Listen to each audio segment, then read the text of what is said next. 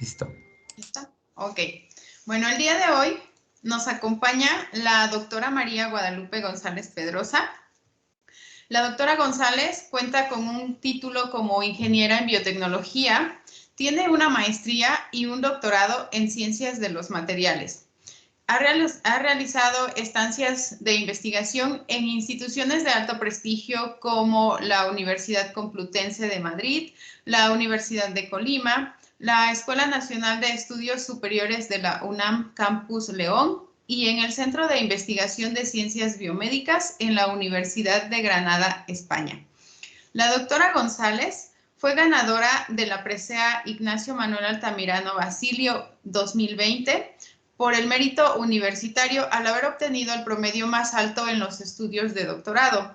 También fue galardonada con el Premio Estatal de la Juventud en el 2020 en la modalidad de trayectoria académica.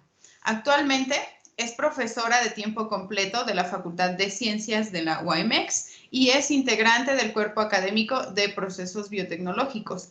Su línea de investigación es la síntesis y caracterización de nanopartículas metálicas con aplicaciones biológicas, médicas y ambientales. Permítame, parece ser, doctora, ¿está lista para presentarnos? Una disculpa enorme, de verdad. No se preocupe, doctora. Lo bueno que ya se solucionó. Le cedo el micrófono, doctora. Muchas gracias.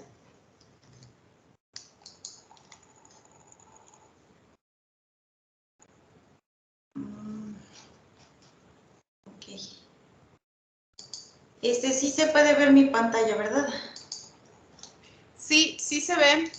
Tu cámara, okay. No sé si debe ser mi pantalla. Creo que su cámara está un poquito hacia arriba. O sea, vemos su pantalla, pero no la vemos a usted. Ah, ok. Es que estoy en una computadora aquí. Ay, perdón. Estoy por ahí. Okay, aquí. Ahí ya está. Ay, es que aquí no está. Ay, sí, perdón, una disculpa, es que nunca me había pasado algo así. Bueno, pues le agradezco muchísimo a la doctora Carmen por haberme presentado. Voy a tratar de explicarles un poquito de lo que hago, la línea de investigación que llevo a cabo y un poquito de la nanotecnología para que entren en contexto y les explique de una manera muy general la alternativa que hemos encontrado para el tratamiento de cáncer. Bueno, voy a iniciar. Es muy importante reconocer a la nanotecnología como una ciencia que se encarga del estudio y la manipulación de la materia en tamaños increíblemente pequeños, generalmente entre 1 y 100 nanómetros. La ASTM, quien es la encargada de acuñar este tipo de conceptos, determina que por lo menos en una de sus dimensiones, para llamarse nano, tenga que tener esta medida, ¿no? Ya sea en una dimensión, 2 o 3 dimensiones. Hay que también de alguna manera dimensionar en el grado en el que estamos trabajando, pues es fácil reconocerlo con esta micrografía que les pongo en ejemplo. Hablar de células, por ejemplo, de los tamaños que implican, hablar de células que estamos hablando de las micras, hasta los virus que hoy en día pues estamos muy familiarizados a lo mejor con lo del coronavirus, y pues los tamaños que más o menos manejan a las proteínas también de alguna manera, ver la dimensión que puedan tener. Y bueno, pues cuando hablamos ya de nanómetros, estamos hablando ya de un orden aproximadamente del ADN, y que pues estos son los tamaños que suele tener a estas dimensiones, y posicionarnos más o menos en en la medida en la que se va a trabajar cuando estamos hablando de nanotecnología. En este caso, pues es bien difícil a lo mejor dimensionar esta medida, ¿no? A lo mejor si nos ponemos a pensar en 1 milímetro, que es una de las medidas que comúnmente conocemos, ¿no? Pues 1 milímetro es igual a 1.000.000 de nanómetros, entonces es súper complicado a lo mejor dimensionarlo, ¿no? En ese sentido, pues no hubiéramos podido dimensionar o medir este tipo de nanotecnología o nanopartículas si no fuera por el uso de los microscopios, ¿no? De la microscopía, empezando por Zacharias Jensen y luego pues ya Robert Hooke hasta Leeuwenhoek, que empezaron, son los pioneros, ¿no? de crear un microscopio. Y pues también reconocer la importancia, en dado caso, de la creación de los microscopios electrónicos como tal, con Ernest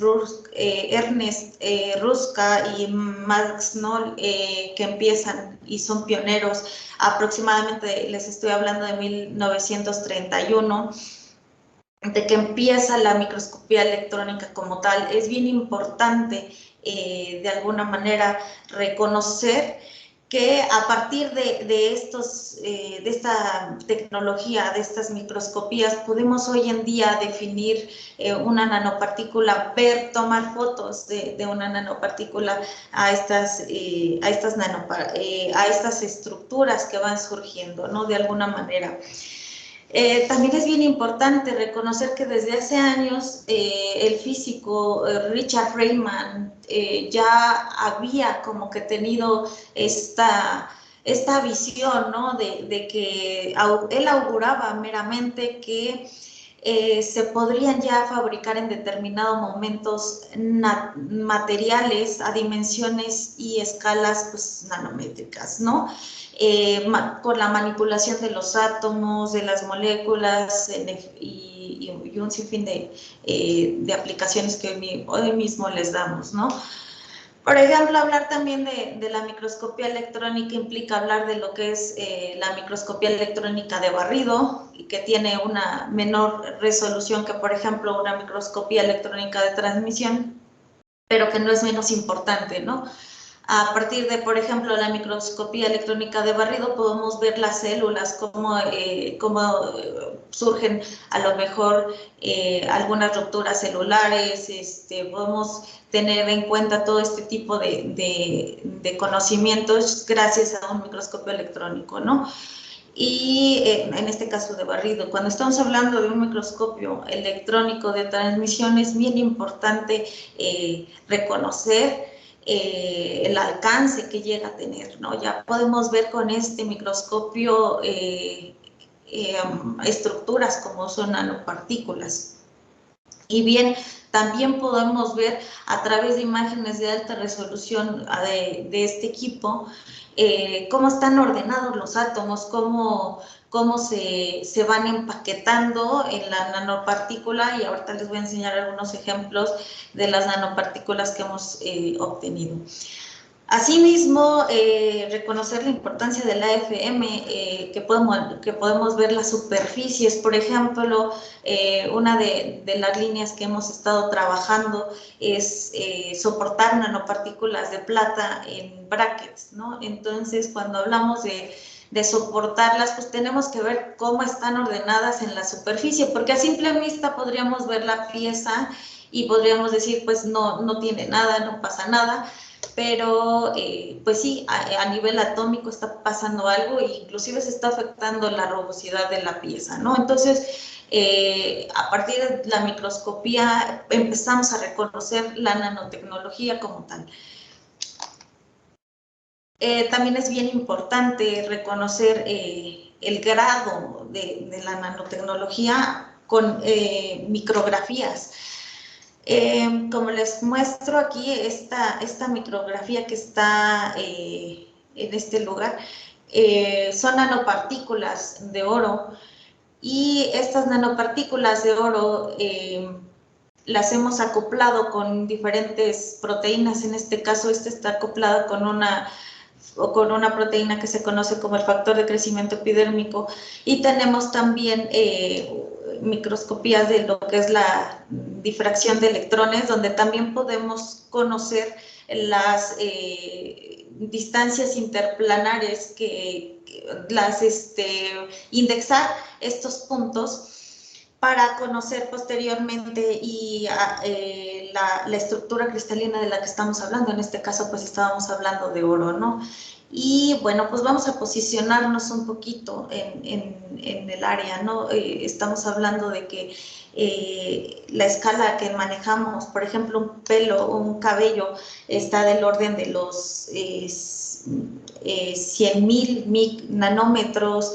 Podemos ver las células, muchísimas estructuras que no se pueden reconocer a simple vista, por ejemplo, las nanopartículas, y que es necesario utilizar este tipo de herramientas y tecnologías para elucidar su estructura, ¿no? De alguna manera. Tal es el caso del coronavirus, ¿no? Es bien importante de alguna manera reconocer cómo está, cuánto mide, por ejemplo, el virus en sí.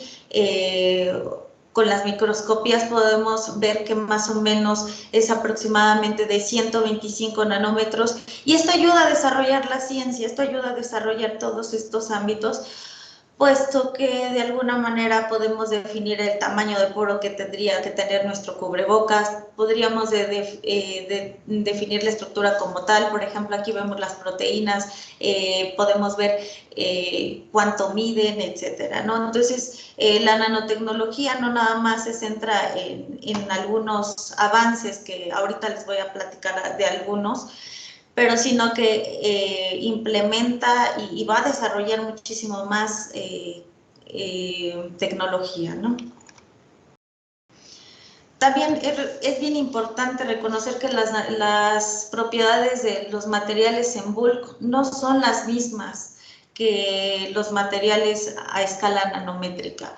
Esto debido a que pues tienen cambios, ¿no? Cambios significativos, efectos cuánticos que se llaman, que producen características diferentes, como son, y modificaciones, ¿no? En dado caso, como son las propiedades ópticas, magnéticas, eléctricas, etcétera, ¿no?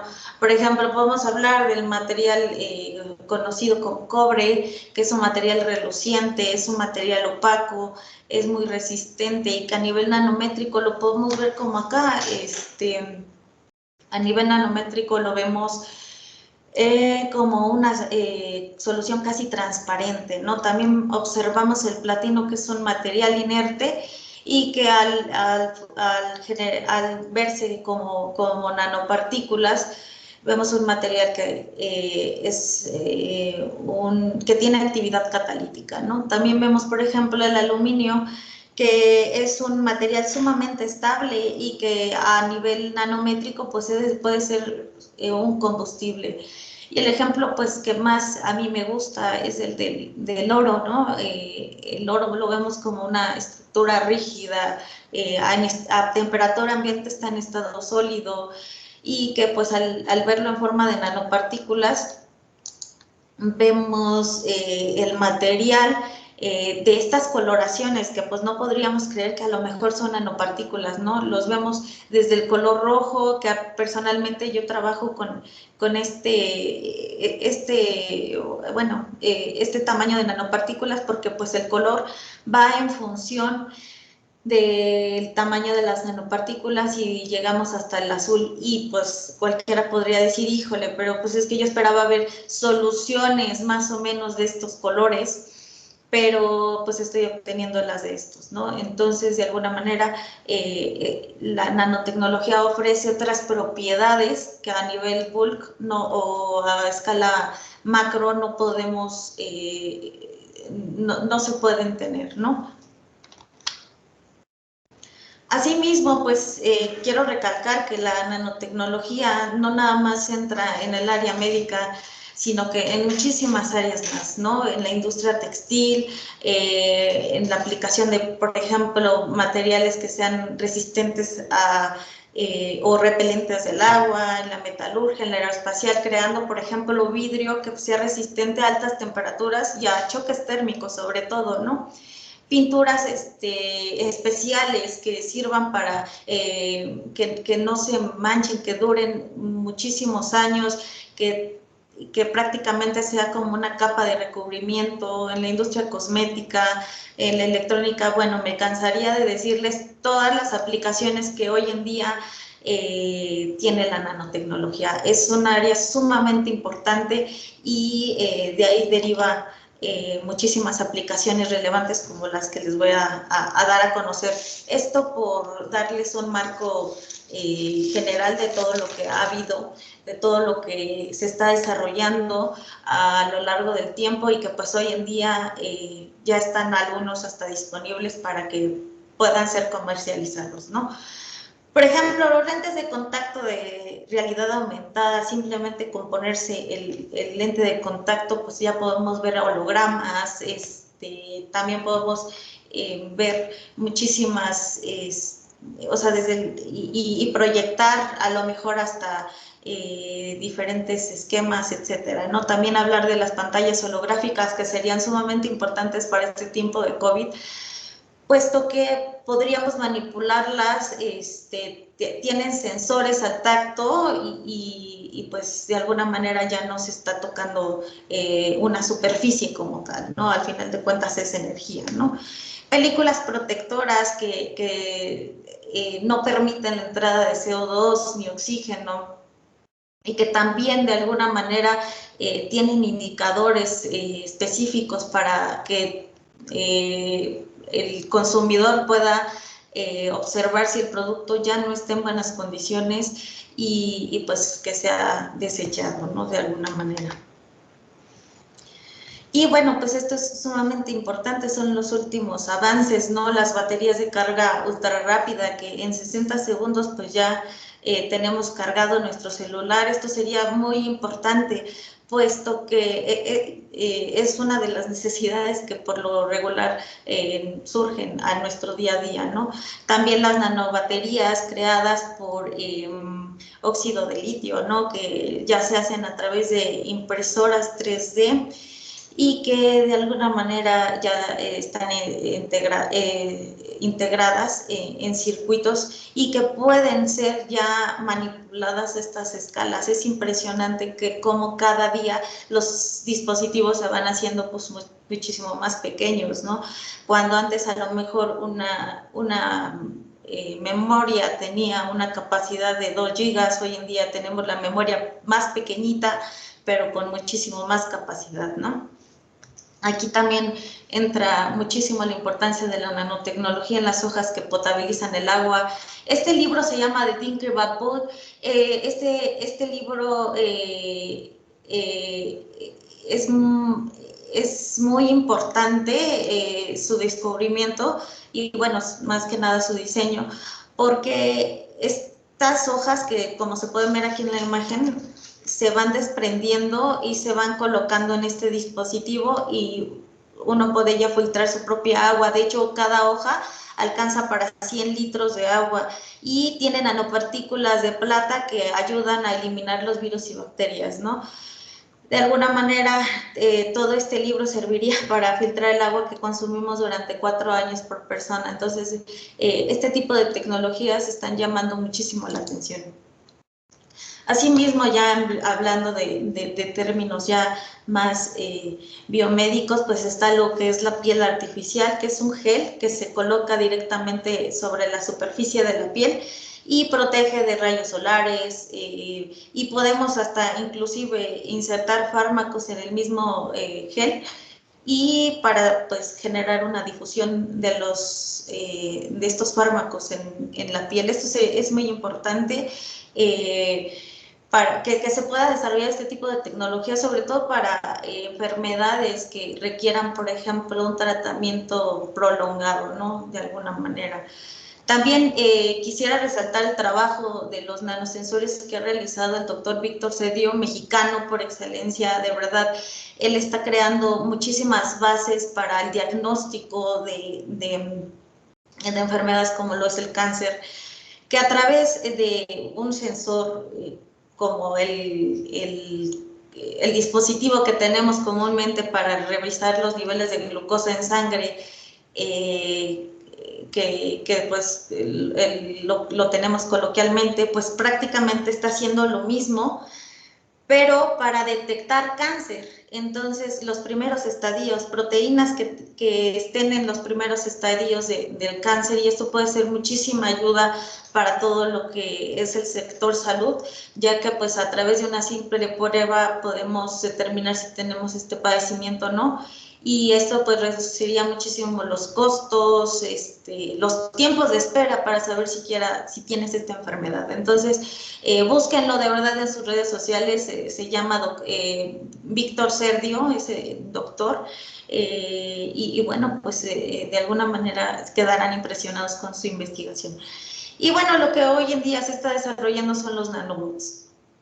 Estos nanobots intentan reducir los riesgos o bien efectos secundarios que proporcionan todos los fármacos, si no es que la mayoría, y dirigir el fármaco en el tumor directamente, ¿no? Ese es el objetivo de los nanorobots, para reducir y eliminar este tipo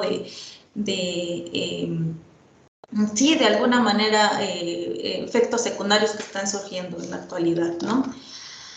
Asimismo, pues quiero decirles que los nanomateriales son altamente extensos y se encuentran en diferentes formas, ¿no? Como las formas poliméricas, micelas, liposomas, materiales mesoporosos, nanogeles, como los acabo de decir, nanopartículas, que es en lo que yo me especializo, y nanotubos, que bueno, como ustedes han visto, tiene aplicación en casi todo, ¿no?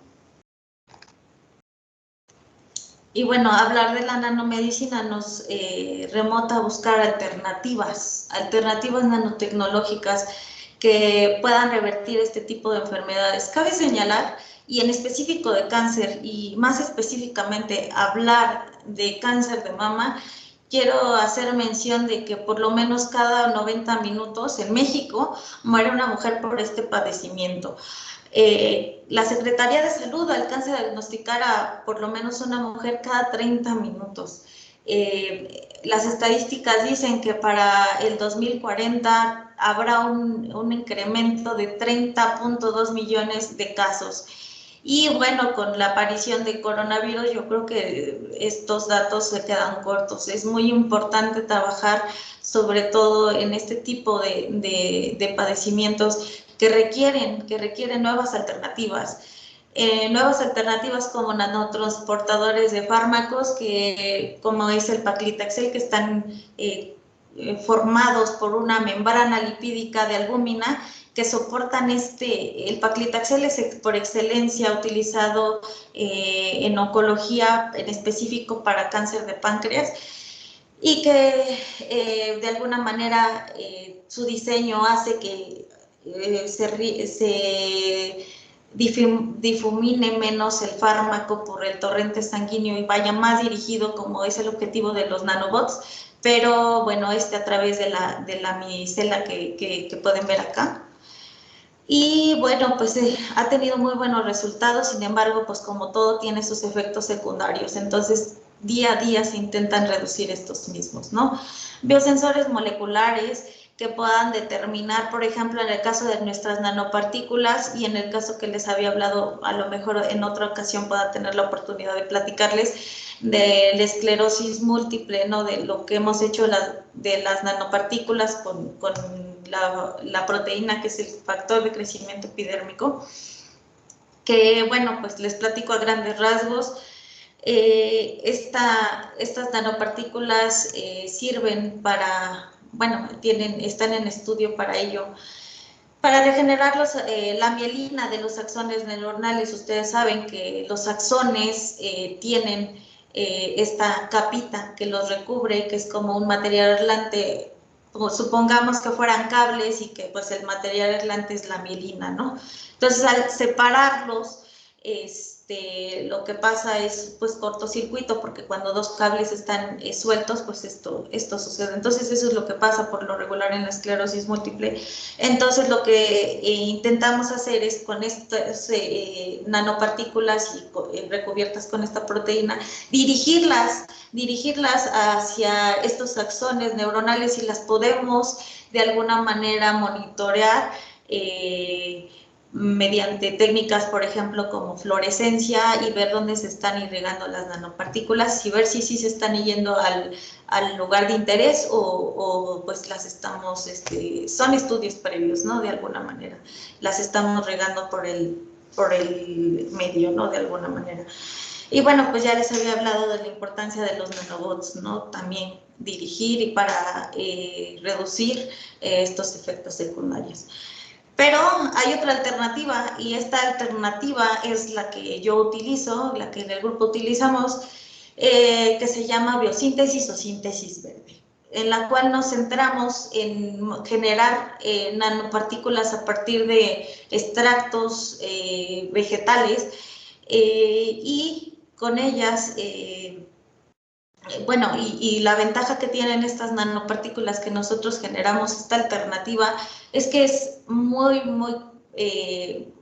práctica, es muy fácil de hacer, muy fácil de sintetizar, muy fácil de emplear y no genera impacto ambiental. También esta ventaja que tiene este método es que es muy barato, ¿no? Comparado con los demás, con todas estas alternativas que les acabo de mencionar.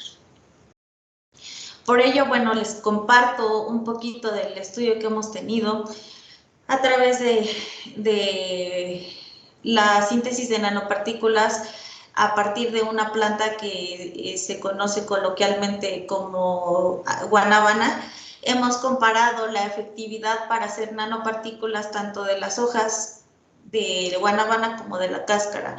Y bueno, pues les voy a platicar un poquito de cómo es el proceso de la biosíntesis. Bueno, pues ustedes les comparto la biosíntesis, o sea, la síntesis verde de nanopartículas se lleva a cabo, y bueno, en general las nanopartículas se pueden sintetizar a través de dos métodos, ¿no? El top-down y el bottom-up. El top-down básicamente constituye en tener el material en bulk e irlo haciendo más pequeño, más pequeño, más pequeño hasta llegar al nivel de las nanopartículas. En este caso, pues por lo general se utilizan métodos físicos y químicos para llegar a obtener estas nanopartículas a través de este método. El método que nosotros utilizamos es el bottom-up. El bottom-up parte de los átomos libres de plata, como lo pueden ver aquí, y pasa por un proceso de nucleación donde se van aglomerando todos los átomos hasta formar meramente las nanopartículas, ¿no? Y bueno, ¿cómo lo hacemos? Bueno, este método es la biosíntesis prácticamente es una reacción redox donde interviene un compuesto reductor y un catión de metal. En este caso, la sal precursora, nosotros la manejamos como nitrato de plata, y el compuesto reductor puede ser cualquier hoja, tallo, raíz, la pulpa, no sé, también puede ser la cáscara, como en este caso les expongo. Pueden ser materiales de desechos como la cáscara de cualquier fruta o verdura, y llevarla a un procedimiento para, bajo condiciones bien definidas, poder obtener pues nanopartículas, ¿no? Y bueno, ¿por qué decidimos trabajar con la guanábana? ¿Qué tiene de importante la guanábana? Bueno, pues la guanábana tiene unos metabolitos conocidos como acetogeninas, ¿no? Las acetogeninas están presentes principalmente en las hojas y en la cáscara de la guanábana. Es bien importante reconocer qué tiene aparte las acetogeninas. Bueno, tiene grupos funcionales conocidos como lactonas. Estos grupos funcionales son muy importantes porque ya hay bases de la efectividad de la guanábana contra el cáncer, ¿no? Y muchos estudios se remontan a que estas lactonas crean una acumulación de protones en la membrana mitocondrial y inducen una apoptosis selectiva, ¿no? Entonces, de alguna manera sabemos que las acetogeninas tienen efectividad anticancerígena, antitumoral, ¿no? De alguna manera. Asimismo, es importante caracterizar nuestras nanopartículas por diferentes técnicas, como es UV-Vis, ¿no? La UV-Vis me da esta respuesta óptica conocida como resonancia plasmónica superficial, que a través de incidir la luz se crea un campo electromagnético y pueden oscilar estas nanopartículas de manera colectiva, ¿no? Aquí lo podemos ver en este esquemita. Esto también es muy utilizado en cáncer. En cáncer se hace incidir esta luz visible y pueden, al generar calor, pueden llegar hasta matar, o ¿cómo podría decirlo? Pues sí, de alguna manera eliminar tumores, ¿no? Y es bien importante registrar esta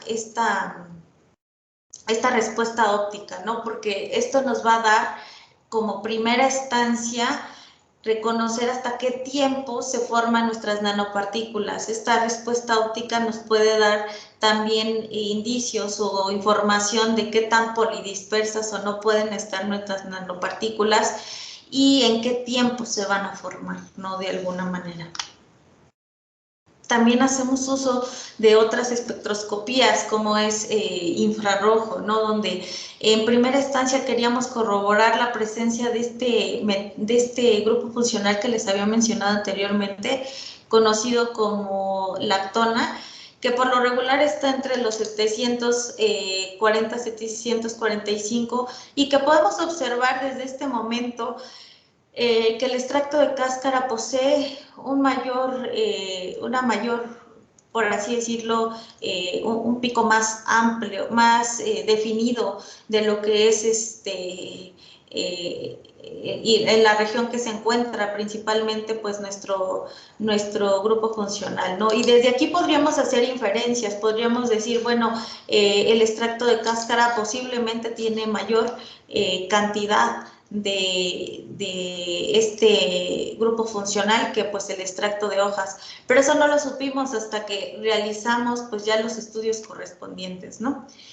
Además, se utilizan técnicas como EDS que nos ayudan a caracterizar y corroborar la presencia meramente de nuestros elementos principales presentes, en este caso pues la plata, ¿no? Y también nos da una información del porcentaje que hay en nuestra muestra, o al menos en lo que nosotros seleccionamos.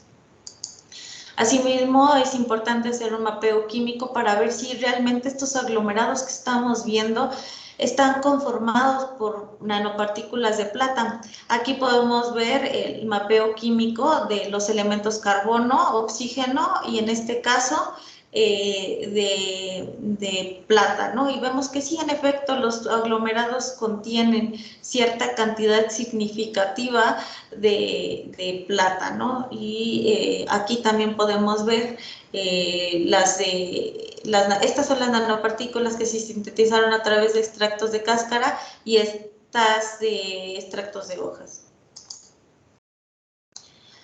Asimismo, pues evaluamos la viabilidad celular, ¿no? Yo creo que a lo mejor algunos de ustedes ya están familiarizados con la técnica MTT, donde pues prácticamente se basa en determinar por la densidad óptica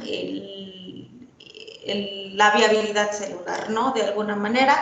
Y pues todos sabemos que el MTT es una sal de tetrasolio que es soluble en agua y de color amarillo, y que al estar en contacto con las deshidrogenasas se vuelve de color violeta, como es este caso, y se vuelve insoluble en agua. Aquí es bien importante recalcar que pues esperábamos que todos nuestros tratamientos tuvieran este color, si no es que amarillo en su totalidad, pero sí que fueran disminuyendo esta viabilidad celular. Es decir, cuando está, yo creo que ustedes lo sabrán, cuando está de color moradito, pues se ve que hay viabilidad celular, y cuando está de color como amarillito, pues es que no hay. Entonces esperábamos que pues todos nuestros tratamientos mataran a todas las células cancerígenas. Y bueno, aquí vamos a ver los resultados. Pero antes déjenme enseñarles la caracterización del TEM. Bueno, las nanopartículas las caracterizamos mediante TEM, donde podemos también evaluar qué distancia hay entre planos cristalinos, ¿no? Y corroborar si en efecto estamos viendo, y es esto lo que estamos viendo, si es una nanopartícula, en este caso de plata, ¿no? Aquí podemos ver nuestras nanopartículas y vemos los tamaños promedios que se obtuvieron. Obtenemos tamaños promedios más grandes en nanopartículas sintetizadas a través de extractos de hojas, y en extractos de cáscara, nanopartículas sintetizadas con extracto de cáscara se ven más pequeñitas. Pero esto es bien importante saber el tamaño, porque como ustedes sabrán, los macrófagos detectan a todo lo que entra al sistema o todo lo que entra al organismo con tamaños mayores a 50 nanómetros. Cuando tenemos tamaños menores a 50 nanómetros pasan desapercibidos por estos macrófagos, y esto es muy importante porque nos va a dejar que nuestras nanopartículas se dirijan hacia el área de interés sin ser afectadas o removidas del sistema, ¿no? Y bueno, pues aquí vemos los resultados que les había comentado anteriormente del ensayo MTT, donde vemos las S50, ¿no? Que es la concentración a la cual se inhibe el 50% de la población, en este caso mis células, ¿no? Vemos datos muy interesantes. Vemos que, pues, por ejemplo, el extracto tiene a menores concentraciones mayor eficacia que respecto al extracto de hojas, ¿no? Ahora, ya cuando se sintetizaron las nanopartículas, PE significa, vamos a hablar en términos del extracto de cáscara, y LE es el extracto de hojas, ¿vale? Entonces, bueno, en este estudio podemos ver meramente cómo tenemos menores en números de SS50 respecto a las hojas. Y algo bien importante, la selectividad. Hablar de la selectividad es bien importante. También las acetogeninas tienen esa propiedad. Se van directamente hacia las células que generan o que tienen una mayor afinidad energética, por así decirlo. No se van a ir hacia células viables, sino que pues por ende las células cancerígenas pues requieren muchísimo mayor energía porque se duplican rapidísimo, ¿no? Entonces queríamos obtener esta selectividad de alguna manera, ¿no?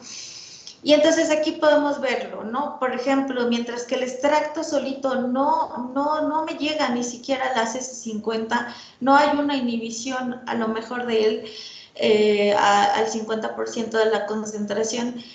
Y esto es sumamente favorable porque a altas concentraciones no está afectando, ¿no? En cambio, cuando vemos el efecto de las nanopartículas hechas a través de extractos de cáscara, vemos en las S50 a mayores, datos mayores, por así decirlo, que las concentraciones a las que tiene su efectividad al 50%. Entonces esto pues nos da indicios de que es un material selectivo, ¿no? También podemos ver las diferencias entre lo que causan las nanopartículas a las células, ¿no? Y aquí podemos observar, este es el caso de las nanopartículas con extractos de hojas, y estas son las nanopartículas con extractos de cáscara. Vemos un daño significativo y pues eso es lo que nosotros queremos, ¿no? Estas son células cancerígenas. Y bueno, observamos la el mismo comportamiento. En este caso vemos que pues sí afectan de alguna manera, crean poros, de alguna manera las nanopartículas hechas con extractos de hojas, pero vemos de alguna manera que las hechas con cáscara tienen un mayor daño celular. Y esto es bien importante, hablar de nanopartículas hechas a través de un material de desecho, pues yo creo que lleva muchísimo y llama muchísimo el interés, ¿no? De alguna manera también en la literatura se ha explicado que las nanopartículas en sí generan especies reactivas de oxígeno, lo cual pues genera un daño celular, ¿no? Entonces, en conjunto con las acetogeninas que tienen que generan apoptosis y la actividad citotóxica que tienen por sí per se las nanopartículas de plata, pues generan potencializan estas dos actividades y pues crean este material, que son las nanopartículas sintetizadas a partir de extractos de cáscara que pues superan las expectativas, ¿no? Y que sí hacen una función meramente definida. Bueno, ¿alguien tiene alguna pregunta? Este es en mi Facebook por si quieren seguirme. Subo de repente cosas interesantes y bueno, este es mi correo electrónico para quien guste también y alguna información o pertenecer a la investigación que estamos realizando. Espero en otras oportunidades también hablarles sobre la actividad antimicrobiana y muchísimas cosas más que podría compartirles. Pues les agradezco muchísimo. ¿Alguien tiene alguna duda?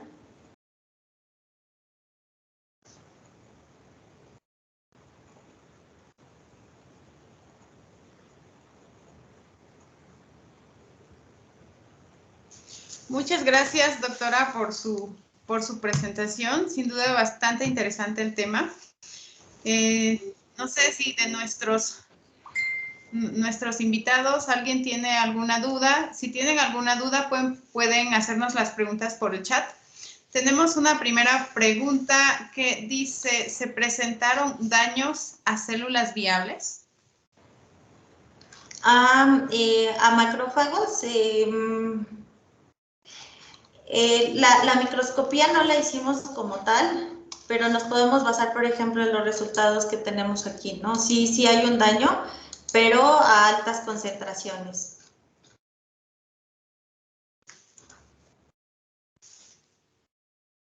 Gracias, doctora. ¿Alguien más tiene alguna pregunta? Ese daño, doctora, comparado con las células cancerígenas, digamos, ¿el daño es reducido en las células no cancerígenas?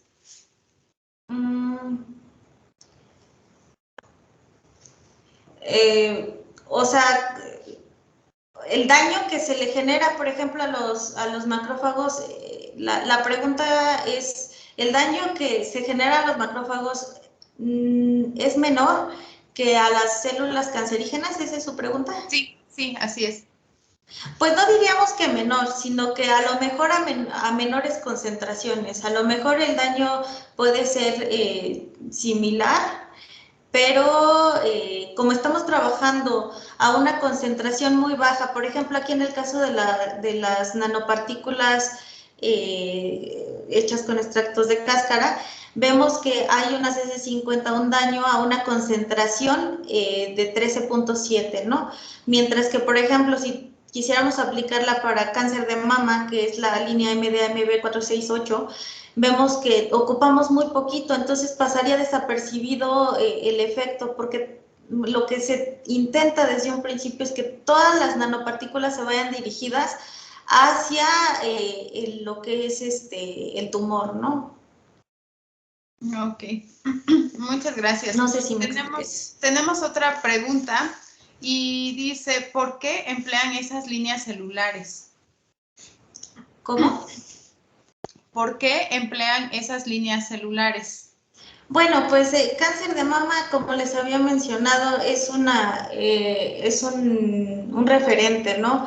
Les platicaba de las estadísticas, de la importancia que tiene generar métodos hacia este tipo de líneas celulares. MCF7 es de cáncer de mama, MDA-MB también cáncer de mama, A375 melanoma y HCT116 es de cáncer de colon. Entonces buscamos pues las más representativas y evaluamos su efectividad en ellas. Gracias, doctora. No sé si alguien más tiene alguna otra pregunta.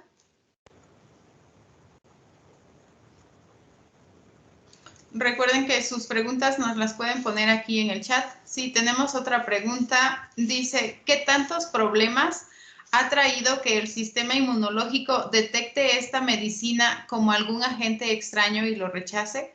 ¿Ha atrasado el avance de esta misma? Bueno, esa es la importancia de generar nanopartículas a tamaños menores a 50 nanómetros. Cuando estamos trabajando con un menor diámetro, pues pasan desapercibidas y pues ahora sí que el sistema inmunológico ya las recoge al final, ¿no? Ya al final de que han hecho su función, obviamente el organismo las va aglomerando y salen precisamente por actividad del macrófago, ¿no? Ok. Pues parece que no tenemos ya preguntas. No sé si alguien tuviera alguna pregunta. Tenemos tiempo para un par de preguntas más. Si alguien tuviera alguna inquietud. Sí, tenemos otra pregunta. ¿Es muy difícil saber qué materiales podrían potenciar este daño aún más? ¿Materiales a qué se refieren? ¿Como a otro agente reductor, por ejemplo?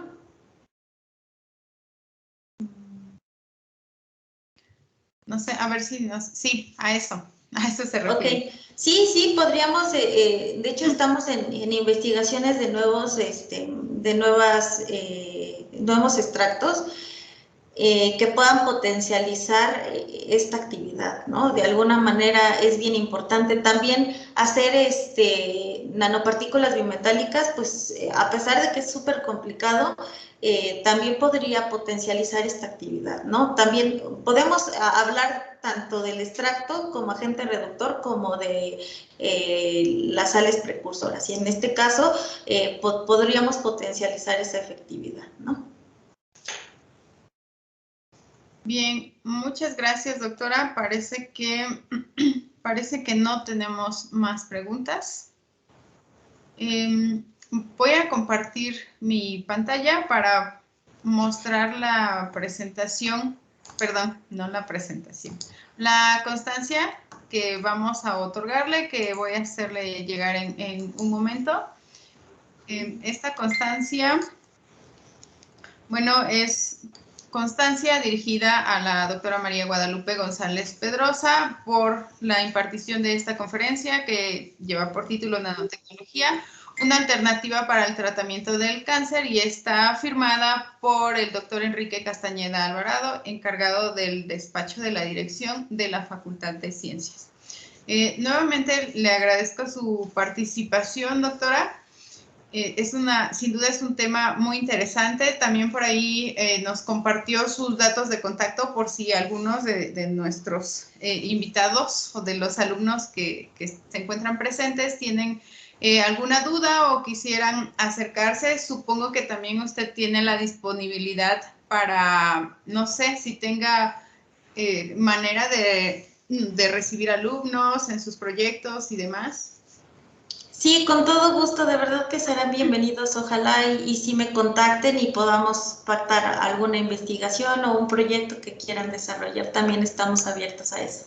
Así es. Sí, recordarles también a los alumnos que la doctora María Guadalupe se acaba de incorporar a nuestra plantilla de docentes en la Facultad de Ciencias, entonces pueden contactarla si están interesados en sus temas de investigación. Bueno, también aprovechando, quiero invitar a todos nuestros invitados a nuestra próxima charla de en nuestra próxima sesión, que es en 2 semanas. El título es Modelos sencillos para estrellas de neutrones relativistas polítropas, impartido por la maestra Griselda Arroyo Chávez. Como podemos verlo, toca al área de física, entonces están cordialmente invitados todos. Nuevamente, muchas gracias, doctora. Enseguida le hago llegar su invitación. Muchas gracias a todos, muchas gracias, doctora, por este espacio. Espero que me puedan seguir invitando y de verdad les ofrezco una disculpa por los retrasos que tuve, pero son cuestiones técnicas que a veces uno no domina. Les agradezco a todos mucho y estoy a sus órdenes. Muchas gracias, doctora. Hasta luego. Hasta luego.